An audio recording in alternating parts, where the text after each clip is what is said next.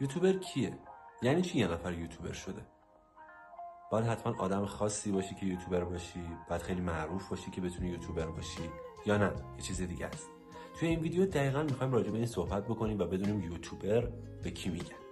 تعریف ساده یوتیوبر میشه این: یوتیوبر به کسی میگن که ویدیو میسازه، آپلود میکنه توی فضای یوتیوب. تو یه یوتیوبری اگر این کارو داری میکنی. نه لازمه تجهیزاتی داشته باشی، نه لازمه خیلی حرفه‌ای باشی، نه لازمه اصلا معروف باشی. میتونی یوتیوبر باشی. فقط کافیه که یه چیزی برای نمایش دادن داشته باشی که بتونی عرضه کنی برای مردم. مثلا یه مادر خونه‌دار که آشپزی آموزش میده، یا یه دانش آموز که ریاضیشو توضیح میده، یه گیمر که اصلا بازی میکنه ضبط میکنه، یا یه معلم بازنشسته که تجربه‌اشو به اشتراک میذاره. اینا همشون میتونن یه یوتیوبر باشن. یوتیوبر بودن فقط برای سلبریتی‌ها نیست. درسته که خیلی از افراد معروف میان و یوتیوبر میشن، اما این نیست که اگر آدم معروفی نباشی نمیتونی واقعا یوتیوبر شی. اینجوری نیست. خیلی از یوتیوبرهای بزرگ بچه‌ها از صفر کارشون رو شروع کردن و الان تبدیل به بزرگترین یوتیوبرها شدن.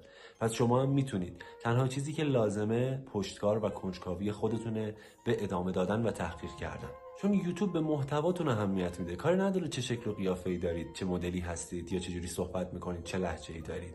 فقط براش مخاطب مهمه، محتوا. و تو وقتی محتوای خوبی ارائه بدی، مسلما مخاطب هم پیدا میکنی. و اگه این کارو خیلی ادامه بدی، تو هم تبدیل به یوتیوبر بزرگ میشی. به همین سادگیه. سوالی که اینجا پیش میاد اینه که اصلا چرا مردم یوتیوبر میشن؟ بچه دلیل یوتیوبر شدن افراد خیلی متفاوته. بعضیاشون فقط برای سرگرمیه، بعضیاشون برای تجربه است، بعضیاشون میخوان یه ویدیویی رو به اشتراک بذارن، بعضیاشون اصلا میخوان کسب درآمد بکنن که یوتیوبر میشن. ولی رایج‌ترین دلیلاش این است. اگر بخوام یه جمع‌بندی بکنم میتونم اینا رو بهت بگم. یوتیوبر بودن یه مسیر جدید برای بیان خودت. لازم نیست کامل باشی، لازم نیست حرفه‌ای باشی. فقط باید شروع کنی. تو قسمت بعدی میخوام ببینیم یوتیوب چجوری اصلا به آدما پول میده. پس با من همراه باش و قسمت بعدی رو از دست نده.